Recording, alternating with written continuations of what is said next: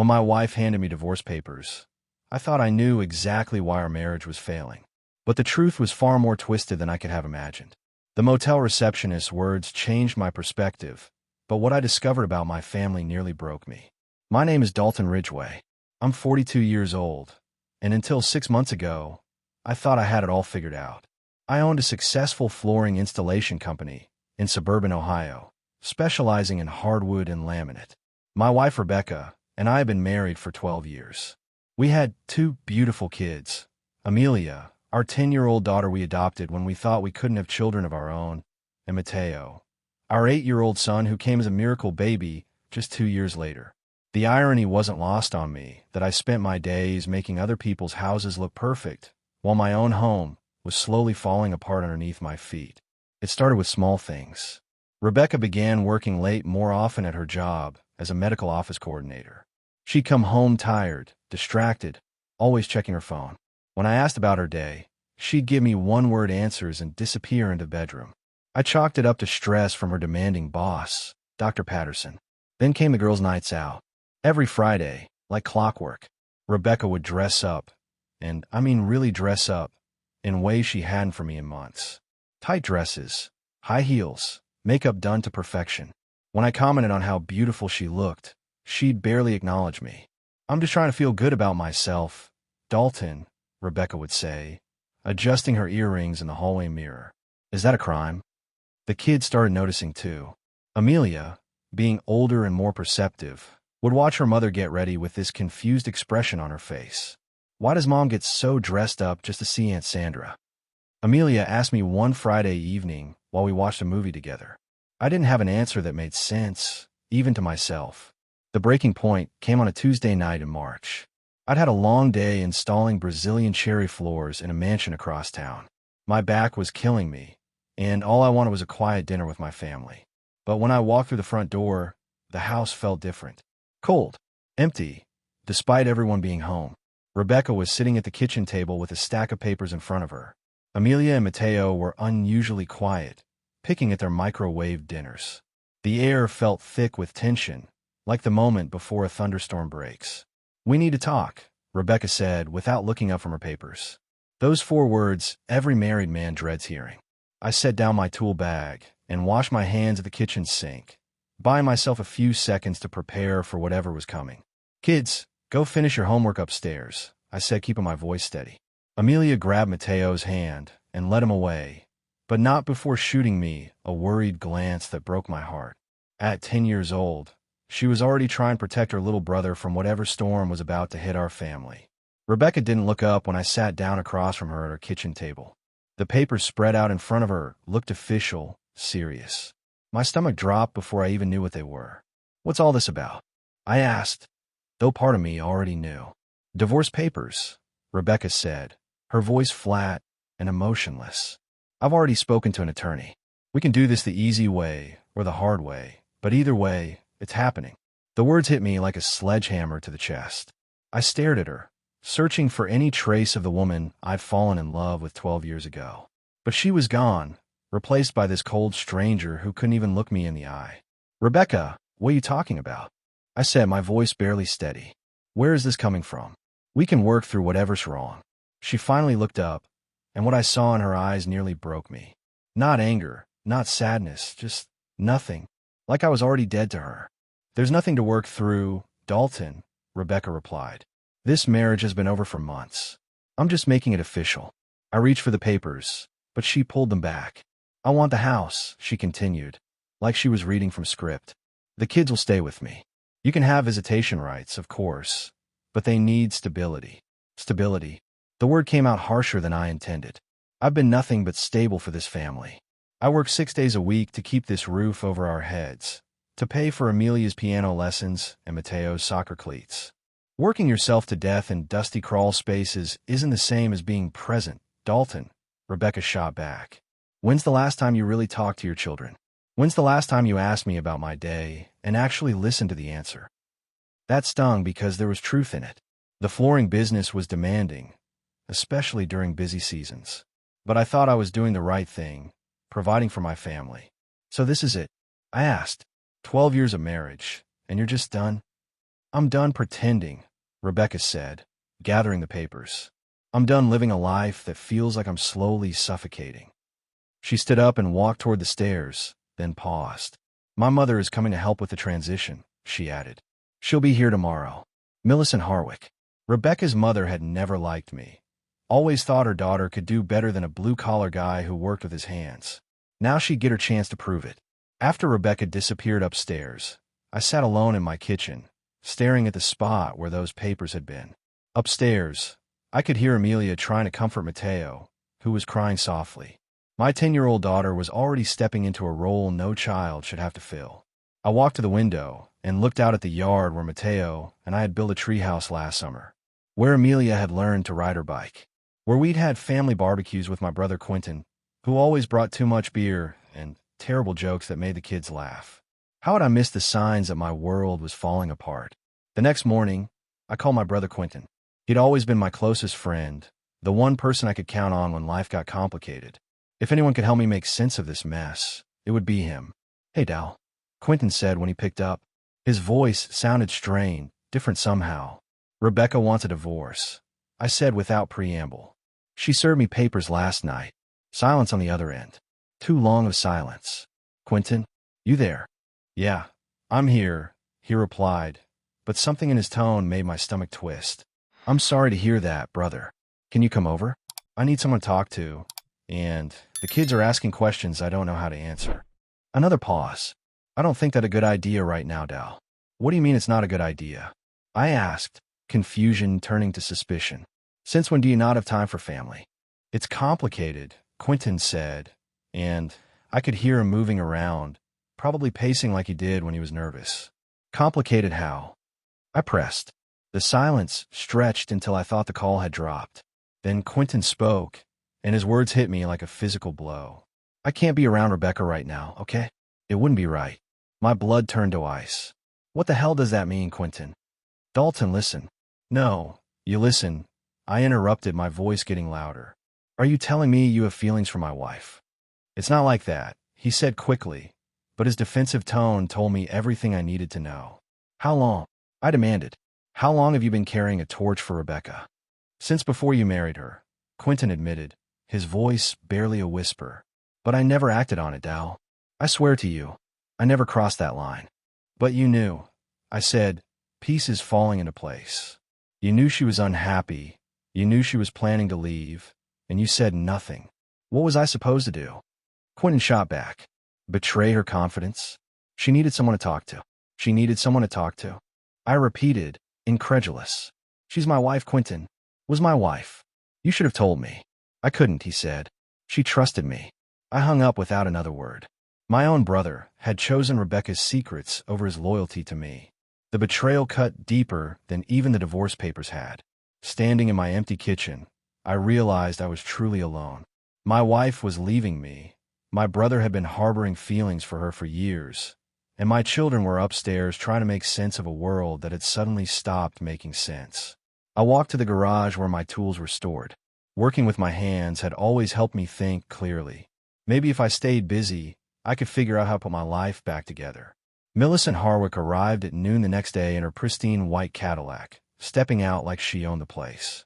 She'd never liked me from the moment Rebecca brought me home, and now she smelled blood in the water. Dalton, she said with a curt nod, adjusting her designer purse on her shoulder. I suppose you know why I'm here. To help my wife destroy our family. I replied, keeping my voice level despite the anger boiling inside me. To help my daughter reclaim her life. Millicent corrected, walking past me into the house like she lived there. Rebecca has been unhappy for years. It's about time she did something about it. Amelia and Mateo were sitting on the living room couch, watching their grandmother with wide eyes. They'd always been a little intimidated by Millicent's stern demeanor and sharp tongue. Grandma Millie, Mateo said, running to hug her. For a brief moment, Millicent's expression softened as she embraced her grandson.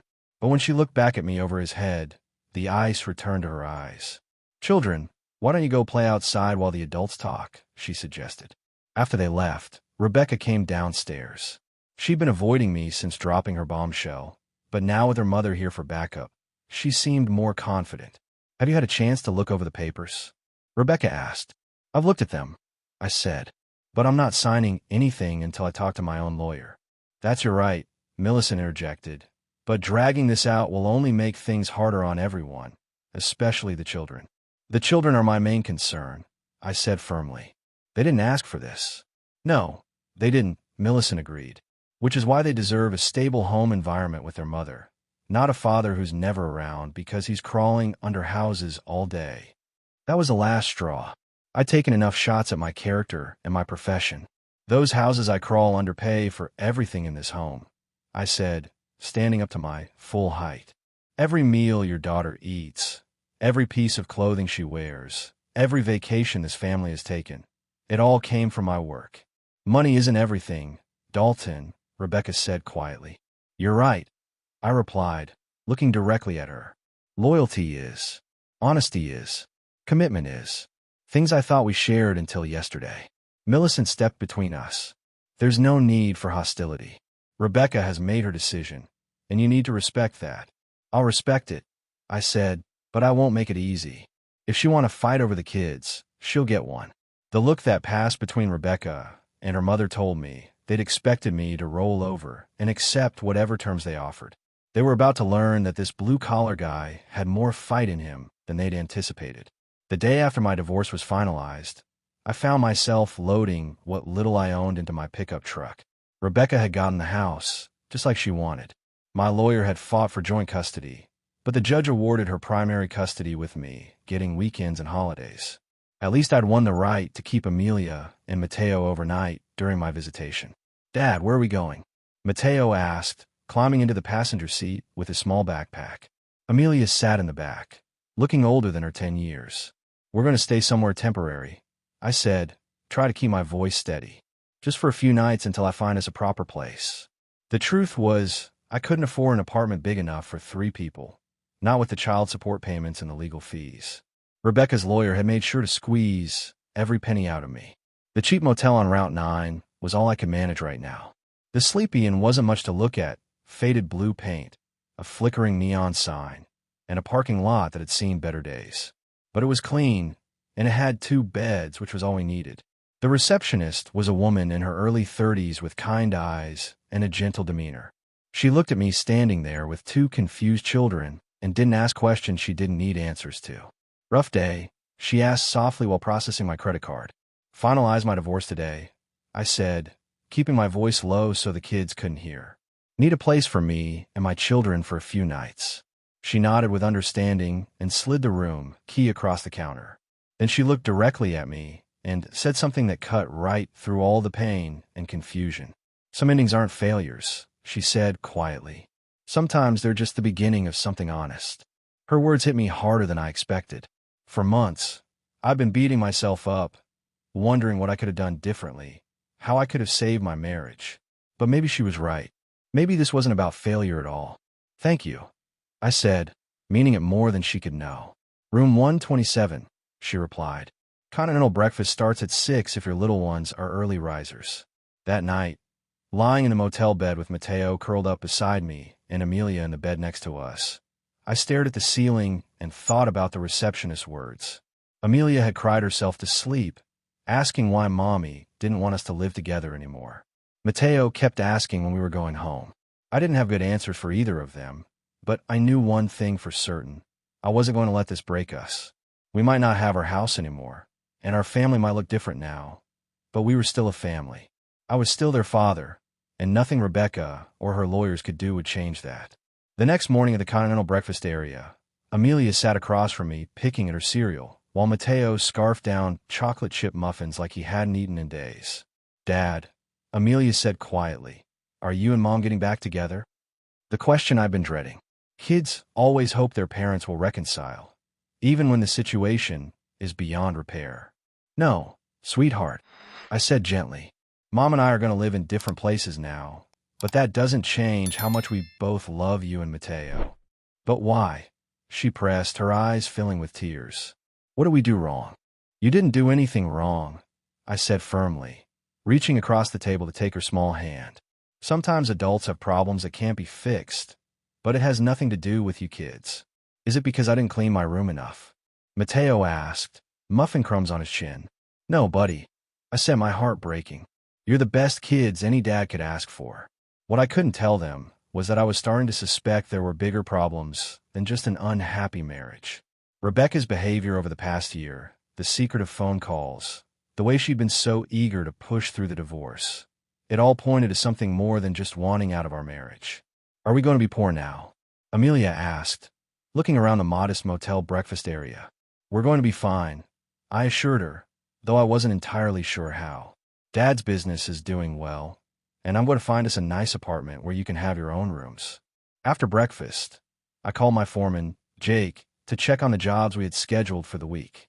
I've been distracted lately, and I couldn't afford to lose customers on top of everything else. Dal, you sound rough, Jake said. Why don't you take a few days?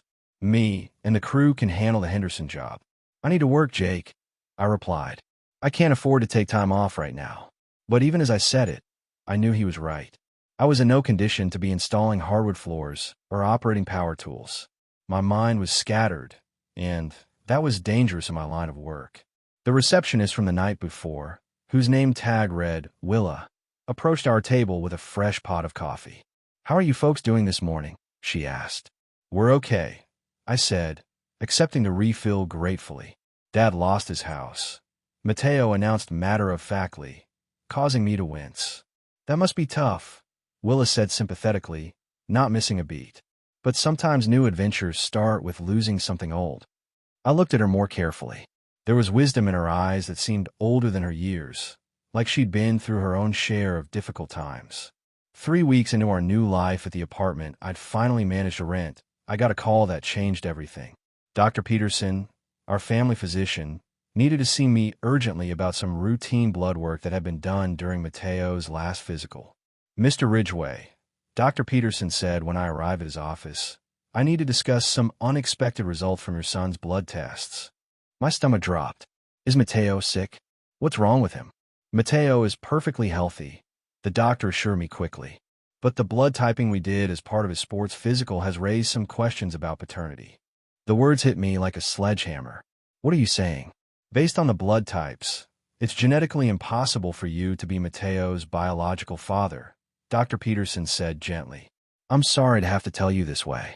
I sat there in stunned silence, trying to process what he just told me.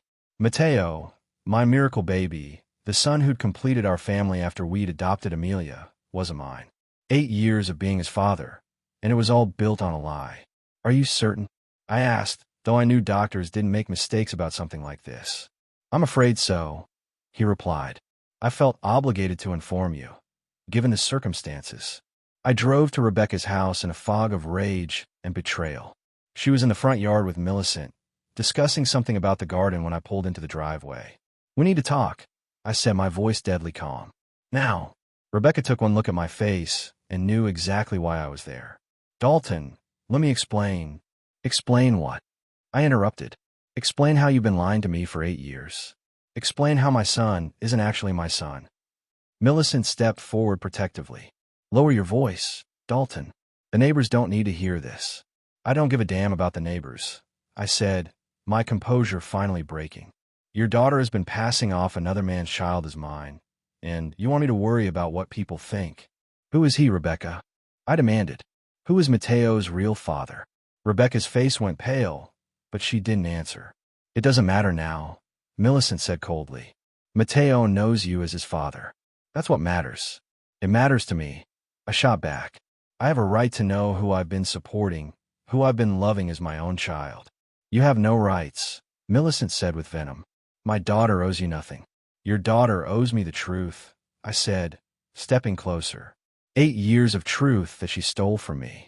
Rebecca finally spoke, her voice barely a whisper. It was someone from work. It doesn't matter who. But it did matter. Everything mattered now. My entire life had been built on lies, and I was determined to uncover every single one of them, no matter how much it hurt. Despite the betrayal, despite the lies, I knew one thing for certain. Mateo was still my son in every way that truly mattered. Biology didn't change. 8 years of bedtime stories, scraped knees, and father-son moments. I'd fight for him just as hard as I'd fight for Amelia. 2 days after learning the truth about Mateo's paternity, I got a call from Amelia's school. Mrs. Henderson, her teacher, needed to see me immediately about some behavioral issues. Mr. Ridgway, Mrs. Henderson said when I arrived at Lincoln Elementary, Amelia got into a fight today with another student. This is very unlike her. My heart sank. Amelia had always been the perfect student, quiet, well-behaved, eager to please. The divorce was already taking its toll on my children. What happened? I asked.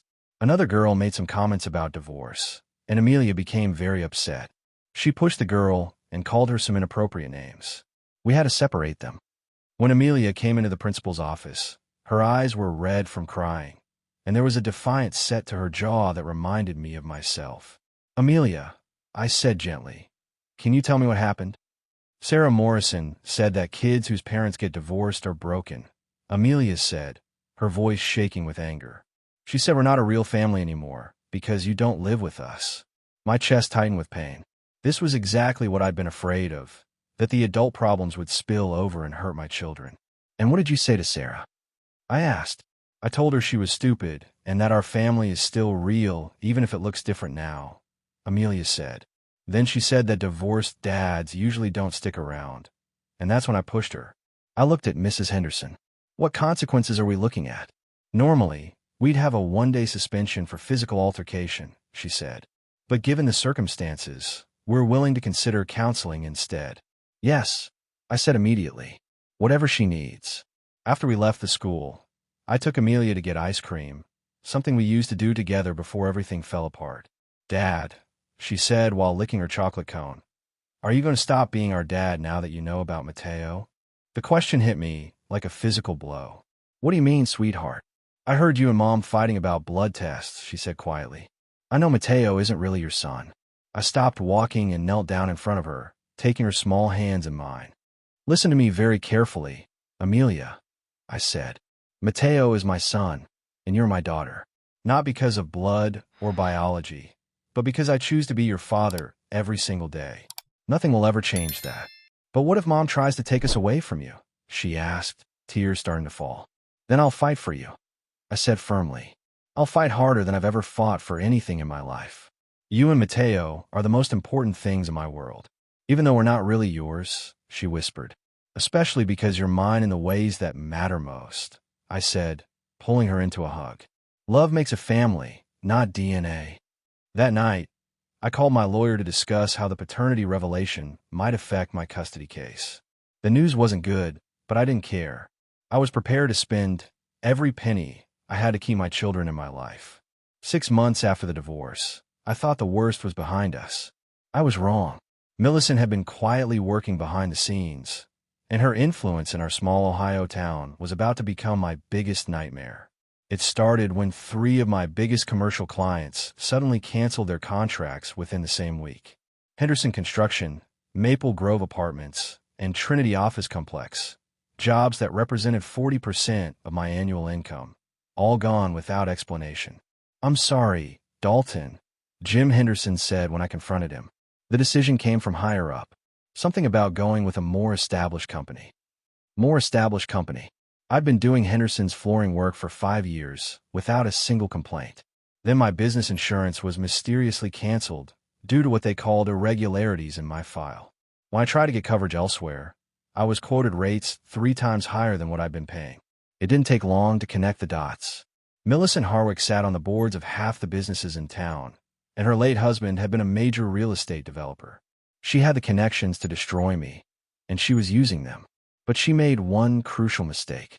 She underestimated how far a father would go to protect his children. I started documenting everything. Every canceled contract, every suspicious phone call, every instance where doors that had always been open suddenly slammed shut. I hired a private investigator to look into Millicent's business dealings, and what we found was explosive. Tax evasion, zoning violations, and payoffs to city officials going back years. Millicent Harwick wasn't just a respected community leader. She was a criminal who'd been hiding behind her dead husband's reputation. The night before my final custody hearing, I sat Amelia and Mateo down for the most important conversation of their lives. Kids, tomorrow a judge is going to decide where you live and how often you get to see me, I said. I want you to know that no matter what happens, I will never stop being your father. Are we going to lose you, Dad? Amelia asked, tears in her eyes. Not if I have anything to say about it, I replied. But I need you both to be brave tomorrow. Can you do that for me? They both nodded, and I pulled them close. Whatever happened in that courtroom, I'd given everything I had to this fight. The next morning, I walked into the courthouse with a briefcase full of evidence and a determination that surprised even my lawyer. Millicent and Rebecca were already there, looking confident and entitled. They had no idea what was coming. When my lawyer presented the evidence of Millicent's criminal activities and her campaign to destroy my business, the judge's expression changed from boredom to shock to anger. Mrs. Harwick, Judge Martinez said, "These are serious allegations. Are you prepared to respond to charges of witness intimidation and judicial interference?" Millicent's face went white. She'd overplayed her hand, and now she was facing federal charges.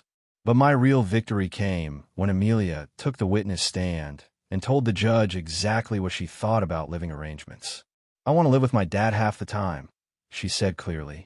"He's the one who helps with homework and makes sure we eat vegetables and reads us stories. Mom just lets Grandma Millie make all the decisions." 1 year after the divorce was finalized, I was standing in the backyard of our new house, a modest 3-bedroom that I'd bought after my business recovered from Millicent sabotage. Amelia and Mateo were helping me build a new tree house, and for the first time in years, I felt genuinely happy. The custody battle had ended with joint custody, exactly what I'd wanted from the beginning. Millicent was facing federal charges and had lost most of her influence in town. Rebecca had been forced to find a job when her mother's financial support disappeared, and the reality of single parenthood had humbled her considerably. "Dad, can we put a rope swing on this tree too?"